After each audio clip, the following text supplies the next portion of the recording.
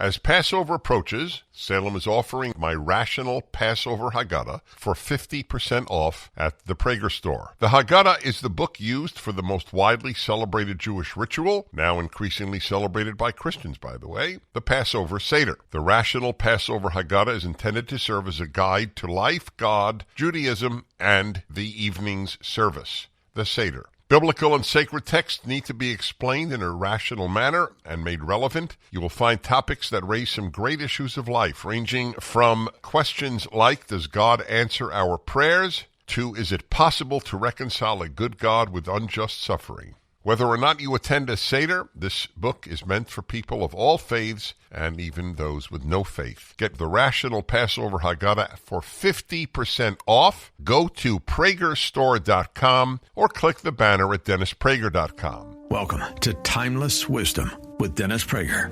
Hear thousands of hours of Dennis's lectures, courses, and classic radio programs. And to purchase Dennis Prager's Rational Bibles, go to DennisPrager.com.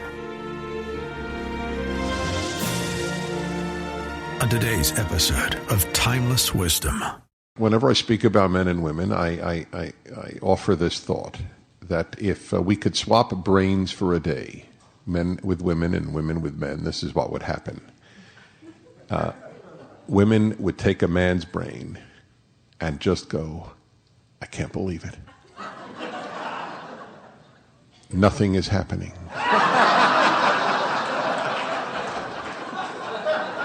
That's coming up on Timeless Wisdom with Dennis Prager, and it starts right now. All right, I hope some of the ideas will have been helpful. And now we have some microphones going around. Pam, are you on board here? And Richard, you're on board. Okay, so you guys walk around, and I'll just call on people. So, okay, so you're going to walk around. Okay, so we'll start with this gentleman over there. By the way, the questions should be to anybody, me or them. I won't be insulted if they're all to the experts. So whatever you want to ask. Am I on? Am I on? Yeah. Okay. Dennis, thank you very much for putting this on tonight for us. I'm sure that all of us have gained a great deal from it. Good. I hope so. My question needs to be phrased. Take about 15 seconds, and then I can ask the actual question of the group. As of June 9th, 2008, the total notational value of the outstanding derivatives surpassed $1.144 quadrillion, this being the shadow banking industry. 2, as of the year 2000, we entered the Condorith winter, in which the previous 3 winters over the last 211 years in American economic history have lasted 9 years, 21 years, and 19 years. That the subprime mortgage disaster lasted approximately 22 months in 2007 and 2008, whereas the ARM mortgage rate possible disaster waiting to happen will cover 31 months over the years of 2010, 2011, and 2012. That all the unknown billions of toxic paper has got to be cleaned off of the balance sheets of the financial sector. Along with these several and other non-stated financial complexities we face, do we envision, and bear in mind I am an optimist, not a pessimist, do we envision going from a serious deep recession into a possible big D depression?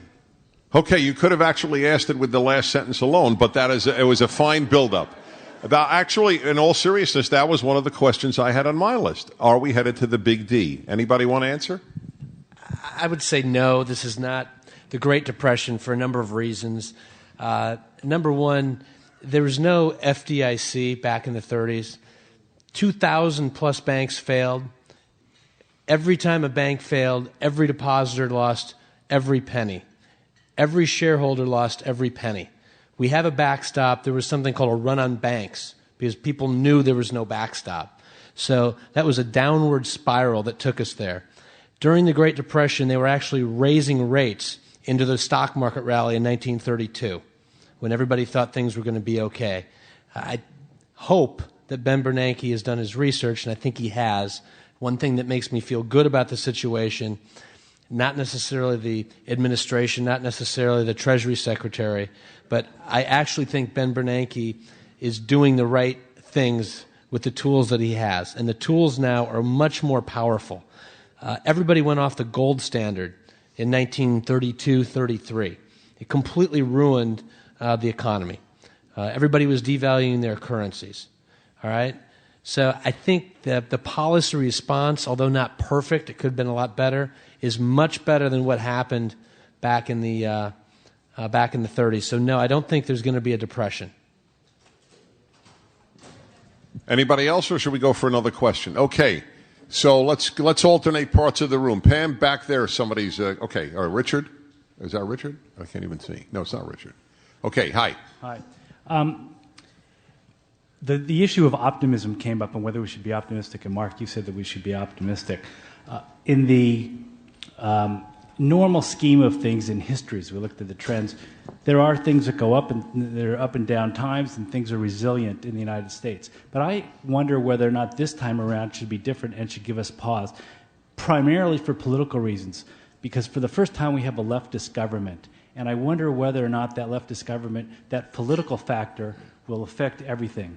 And unlike Jimmy Carter, by the way, Jimmy Carter didn't inherit the problem. Here we have, for the first time, a leftist government that inherited a problem and now could take us in a downward spiral or even worse. Yeah, let me give it a shot, and then anybody here who wants to as well. I happen to agree with you, and I don't want to look. Everything I said now will really play a role. I am worried about the country precisely because of the direction that it is being taken. Once you create in a society a sense of entitlement and a vast sector that is employed by the state, you can't go back. We don't have, let's put it this way, maybe you can, we have no example of going back. People get used to what they get, and people get used to working for the state and not having to produce as they would for a private company. And the secure most people, the human nature wants security over adventure, security over autonomy. And I am deeply, deeply worried at the massive intrusion of the state into the lives of the American people. I do believe that large government makes worse people. And I'll give you one simple example. Americans give far more charity than Europeans. And the reason Europeans give less charity is not because they're selfish and mean, or we are all kind and wonderful. It is because in Europe, the mentality is if there's a problem, the government will take care of it. My neighbor will be taken care of by the state. Why should I get involved? De Tocqueville, in the early 19th century, came from France, wrote the greatest book about America ever written by a foreigner, Democracy in America, and he marveled at how many associations there were, how much Americans would form non-governmental associations to take care of each other. These are dying as the state grows. This episode of Timeless Wisdom will continue right after this. Is losing weight getting harder as you get older? It's not your fault. You're eating better, you're moving more, but your body isn't responding anymore. At PhD Weight Loss, they help people identify what's actually blocking fat loss and help increase your lifespan. If you want to understand why your body isn't cooperating, call PhD Weight Loss now and book your consultation at 864-644-1900. Mention Dennis Prager and you get 2 weeks free in the program, and they'll pay for your food. That's a $1,500 value absolutely free. Call 864-644-1900. Now, back to more of Dennis Prager's Timeless Wisdom. I think hopefully I can shed some light on the situation. I think the American people are smarter than we give them credit for.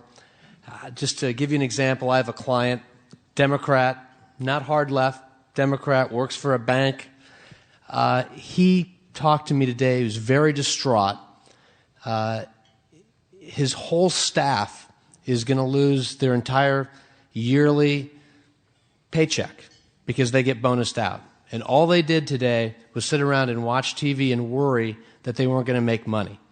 So I think as soon as these people that voted for the current administration, but most importantly, gave money to the administration, start waking up, hopefully we only have another 3.5 years of this, because we need to stand up now and do something about it. Because if this thing lasts 8 years, 12 years, Dennis is exactly right. And it's up to everybody in this room to go out and do something about it.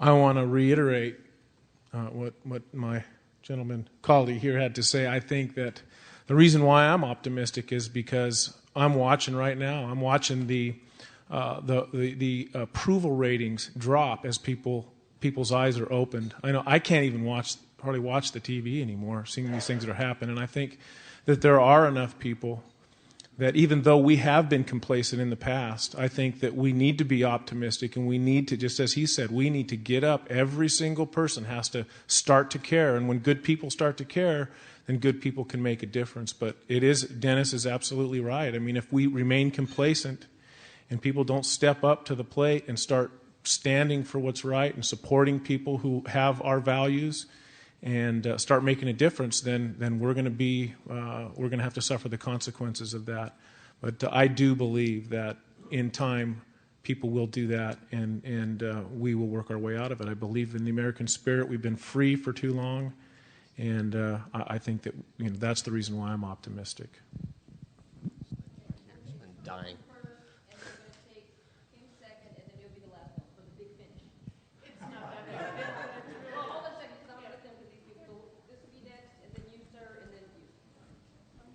Thank you. A comment for Dennis and a question for Colin. Dennis, I like your idea, what you said about compartmentalizing problems and stuff like that. I'm not a psychologist, but I understand that men are extremely good at compartmentalizing. Women, however, their thoughts, their emotions are like spaghetti in a big ball and stuff like that. So I don't think... No, it's all a good thing. It's just all wound up. Men compartmentalize things. Women wind things up. Anyway, question for Colin. Do you think the federal government's going to collectively get their act together and do what they did in the savings and loan debacle in the 80s and put together a program where they're going to buy the toxic assets and ultimately make an investment, return on the investment to the taxpayers by buying these? Okay, do the spaghetti first, is what Colin said. He happens to be right. Women suffer from depression far more than men do. I mean, it's not because their lives are worse. I don't think. On any objective basis, it would seem that both men and women have different problems or similar problems, and suffer equally in a very difficult world. But whenever I speak about men and women, I offer this thought that if we could swap brains for a day, men with women and women with men, this is what would happen. Women would take a man's brain and just go, I can't believe it. Nothing is happening.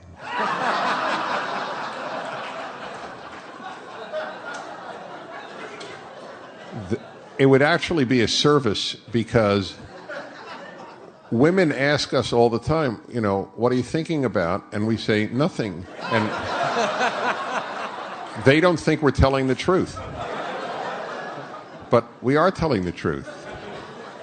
Because if there's no game on, there's nothing to think about. What are you going to think about? Right? Now, if on the other hand, if men got a women's brain for a day, all men would kill themselves. There would be no man left on earth. They would also go, I can't believe it. It's so noisy. It's so noisy. All these conversations happening at one time. I can't believe it. So, yeah, you hit the nail on the head. I wouldn't use the spaghetti analogy. If you use humor, are you married? Okay, if you use humor, your wife will accept it much better. I just want to tell you. That's a tough one to follow. As far as getting the bad assets off the banks, there is a proposal that's being floated out there called the bad bank idea, where the government takes all these toxic assets, holds them to maturity, perhaps refinances some of the mortgages in there, which I think is a great idea. The problem has always been, how do you value these depressed assets? How much does the government have to pay? One alternative would be for the government to take these assets in, whatever they're valued at, pay for them, hold them on their books, hold them to maturity, and then have private enterprise, private investors take that amount of money that it's no longer at the banks instead of the government just purchasing those. Take a look at the balance sheets, see how much capital is required to make the banks solvent again, and let private equity go into the banks at a capital gains tax free if they hold the bank for 3 to 5 years. You get some good management teams in there, and I guarantee everybody in this room, if the toxic assets were off the bank's balance sheets, would be happy to put your hard-earned money back in the American free enterprise system, capital gains tax free for the next 2 or 3 years. And let me tell you, the government's not making any capital gains anywhere else anyway, so it's not going to cost the government anything, no matter what they tell you. So, yes, I think that would be a great idea. I just don't know if there's a political will to do it. This episode of Timeless Wisdom will continue right after this. Here's something most people don't know. When Warren Buffett was just 13 years old, he didn't put his money into a savings account. While other kids were earning next to nothing at local banks, Buffett put $114 into a little-known investment. Today, that $114 would be worth over $15 million. And it wasn't a risky trade. It wasn't even insider knowledge. It was an account that's been around since 1888. And over the last 25 years, it's averaged 29% a year. That's what happens when your money is allowed to compound. Compare that to today's savings accounts, paying less than 0.5%. While inflation quietly eats away at your buying power. Buffett understood early, banks are great businesses, just not for savers. If you'd like to see what some investors call the 29% account, go now to secretaccount29.com. That's secretaccount, the numbers 29.com. secretaccount29.com. Now, back to more of Dennis Prager's Timeless Wisdom. My name is Chuck Thompson from World Emergency, and I had the privilege of being in a lot of Homeland Security meetings in Washington, D.C. during the Bush administration. And the biggest conversation all the time was the next attack on this nation. And that will wipe everything away in regards to all of the positive talk that we have here, which is great. We will have another attack, and it's what they don't tell you that you need to worry about. Now, I need to shut my mouth and not say so much of what I've been told, but the census is love your families. Take care of each other. Enjoy meals like this, because we won't see much of it soon. It's not about whether there's going to be a depression. There is going to be a depression. We have a Kinko economy where we just go and print money, where the ink soon will be worth more than the denominations it's printed with. Now, in regards to what you were just saying, the gentleman from Arizona, in ancient Israel, what they would do is, of course, every 7 years, they would wipe out the debt. And after 50 years, you'd have a jubilee.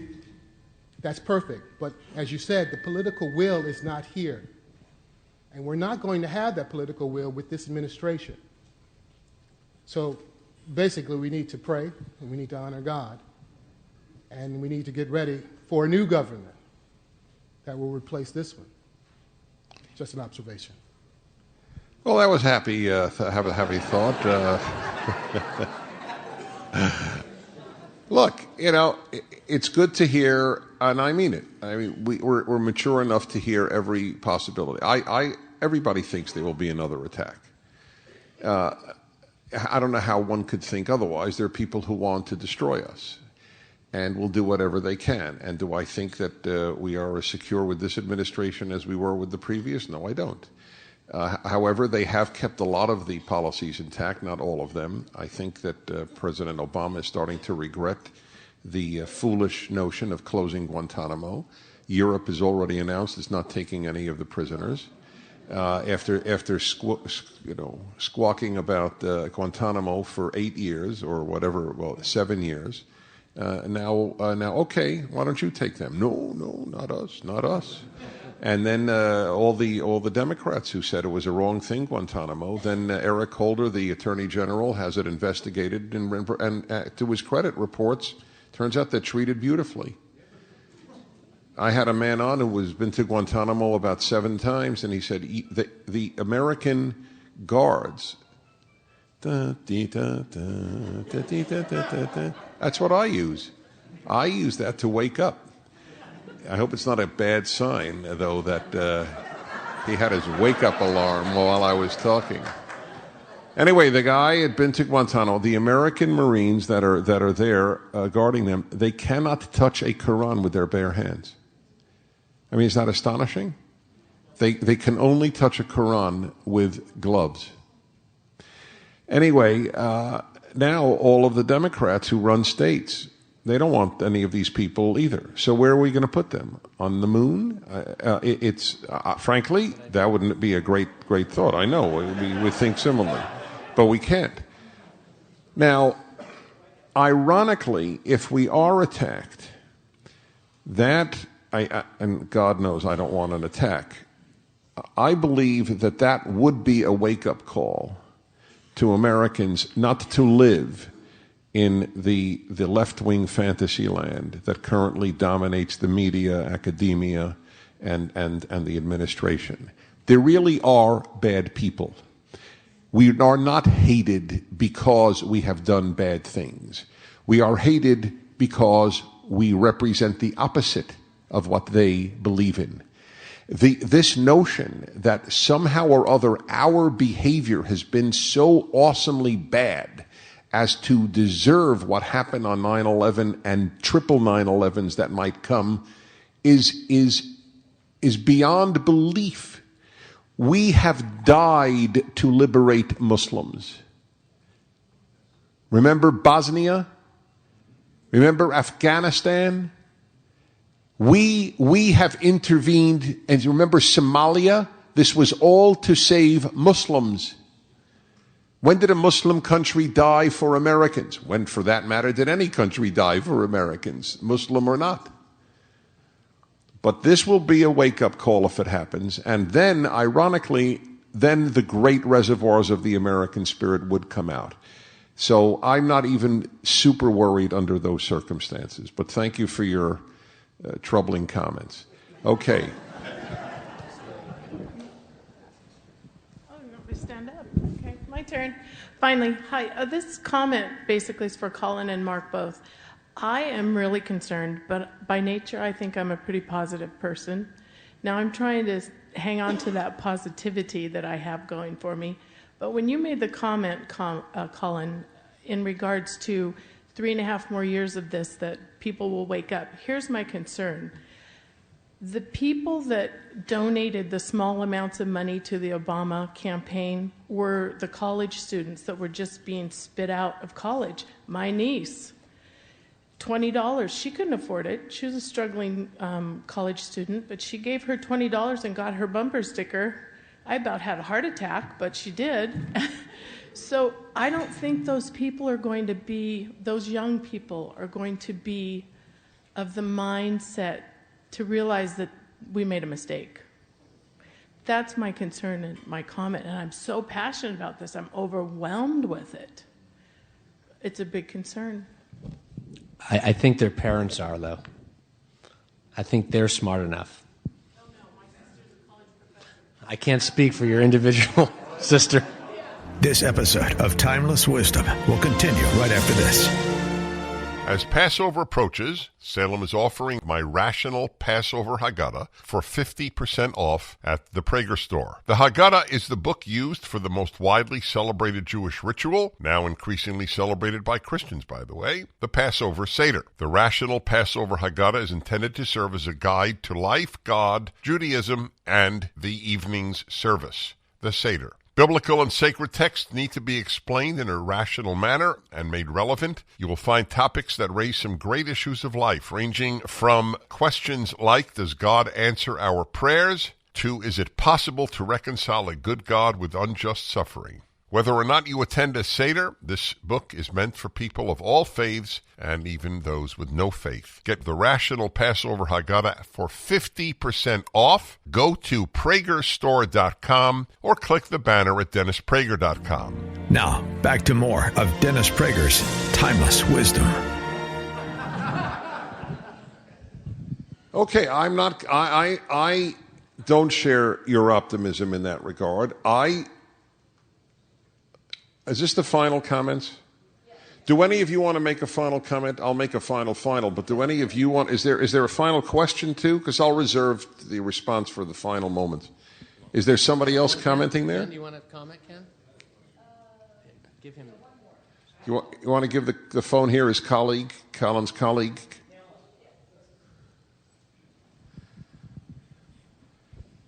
It's Colin's colleague. You better be good.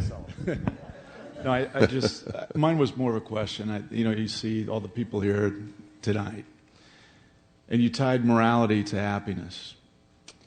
And I don't find myself troubled by a lack of money or a recession or potential depression. What I find myself troubled by is a lack of morality and leadership. That's what I found myself troubled by. Now, I hear the woman's question here. I have college children. I think college children today have a sense of entitlement. They got there easily. But as they get out of college and they start to work for themselves, I think that starts to diminish.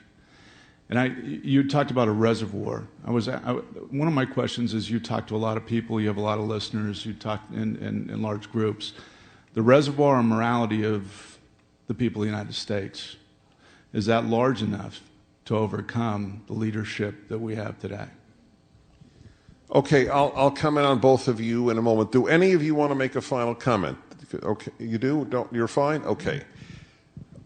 All right. Look, I'm going to be very, very open with you. I'm very open on the air, but I do debate something that I won't debate now, and that is I have, and I've mentioned this on the air, but I've resolved it for the radio a little differently than I will resolve it now. And that is, do I communicate on the radio my real worries? Because you don't want to give a downer broadcast, to be perfectly honest. You just don't. It's not good for your listeners. It's not good for your show.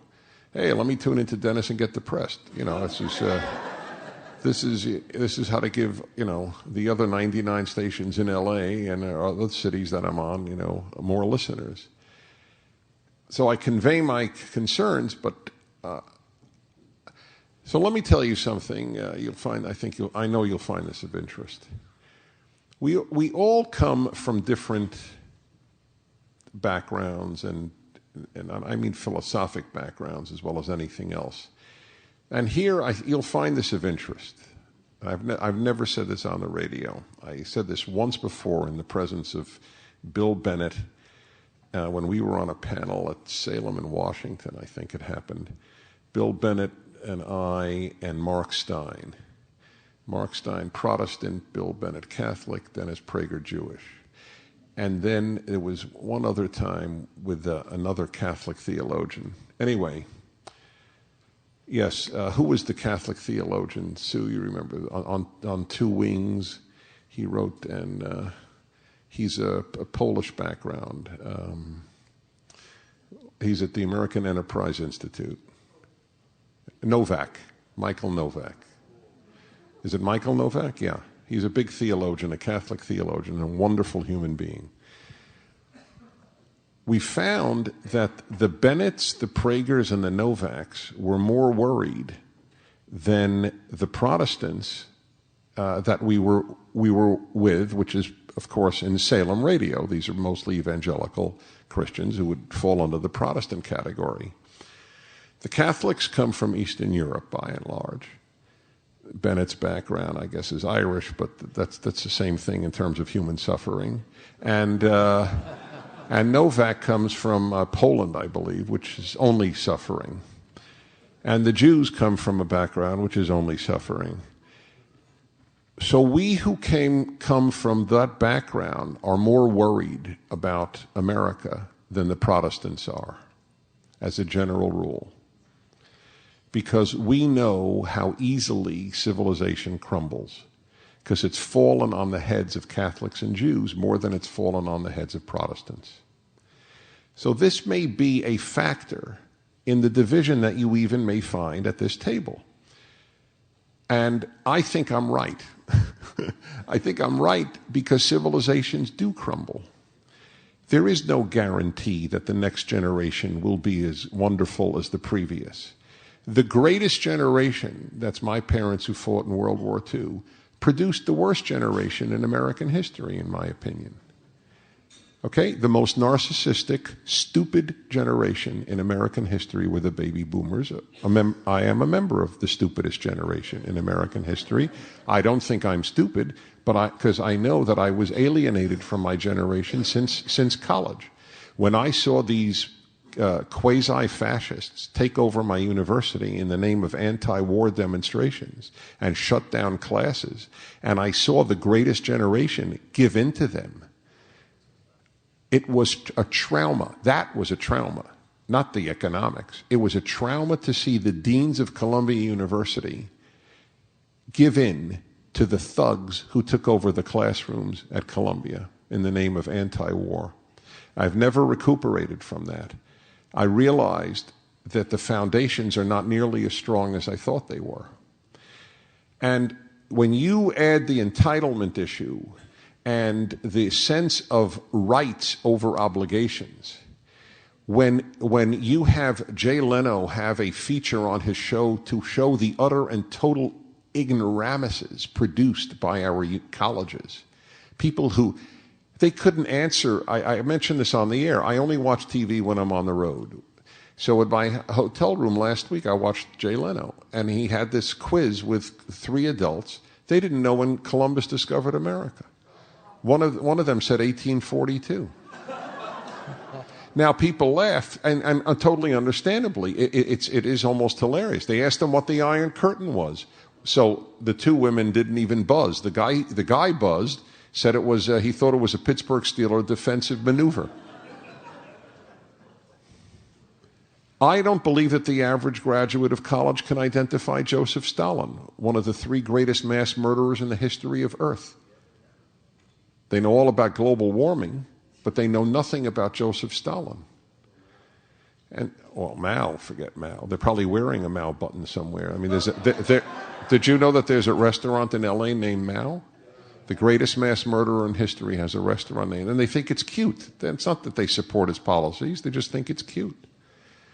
So I am worried. Of course I'm worried. Why would I not be worried? Where are the indications of great hope? The university, the elementary school, the high school, television, TV news, newspapers, movies.